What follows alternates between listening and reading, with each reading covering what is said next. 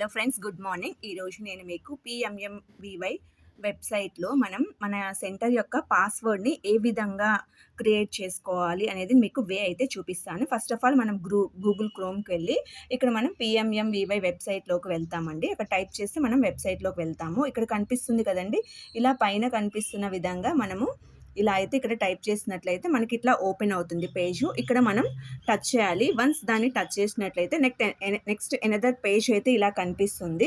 ఇక్కడ కనిపిస్తుంది చూడండి, లాగిన్. దీన్ని మనం టచ్ చేయాలి. వన్స్ దాన్ని టచ్ చేస్తే నెక్స్ట్ ఇక్కడ మనకి ఈ విధంగా అయితే కనిపిస్తుందండి, యూజర్ ఐడి అండ్ పాస్వర్డ్. మనం ఇన్ జనరల్గా అయితే మనం ఏం చేస్తున్నాము, user ID and password enter చేసిన తరువాత ఇక్కడ క్యాప్చర్ ఎంటర్ చేసి మనం లాగిన్ అయితే అవుతున్నామండి. కానీ ఇప్పుడు మనం ఇక్కడ ఏ ప్రాసెస్ చేయాలి అంటే ఫర్గాట్ పాస్వర్డ్, దీన్ని మనం టచ్ చేయాలండి.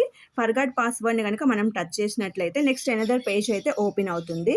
ఇక్కడ వచ్చేసి మనం యూజర్ ఐడి అంటే మన సెంటర్ యొక్క ఫస్ట్ మనం capital A, capital N, capital G enter చేసిన తర్వాత మన సెంటర్ యొక్క 11 అంకెల నెంబర్ ఉంటుంది కదండి, దాన్ని ఇక్కడ మనం ఎంటర్ చేయాలి. తర్వాత ఇక్కడ క్యాప్చర్ని ఎంటర్ చేసి వెరిఫై అయితే టచ్ చేయాలి. వన్స్ దాన్ని టచ్ చేసినట్లయితే నెక్స్ట్ ఎనదర్ పేజ్ అయితే ఇక్కడ ఓపెన్ అవుతుందండి.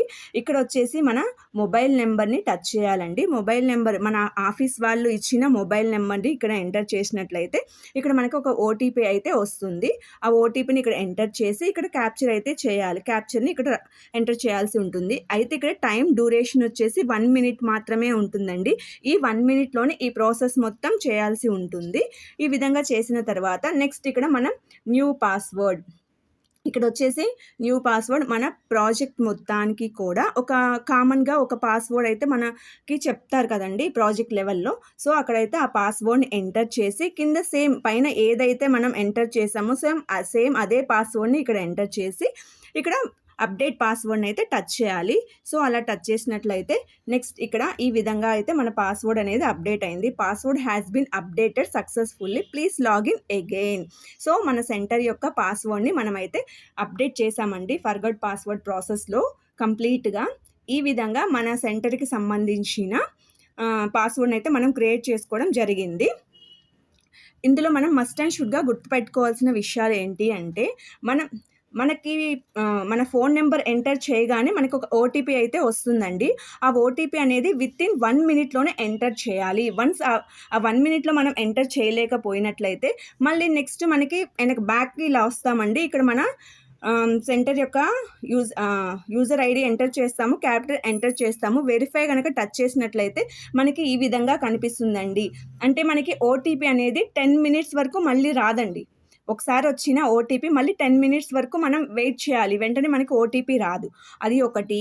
ఇదే విధంగా నెంబర్ ఆఫ్ టైమ్స్ కనుక మనం చేసినట్లయితే నెక్స్ట్ ఏం చెప్తుంది, you have reached the maximum number of forgot password attempts for today, please try again tomorrow. అంటే ఇదే విధంగా మనం number of times forgot password అని టచ్ చేసి ఓటీపీని తీసుకుంటూ ఉన్నామనుకోండి డ్యూరింగ్ సర్టెన్ టైం, తర్వాత ఏమవుతుంది, ఇంకా మనకి పాస్వర్డ్స్ అనేవి ఓటీపీ అనేది ఇక రాదండి.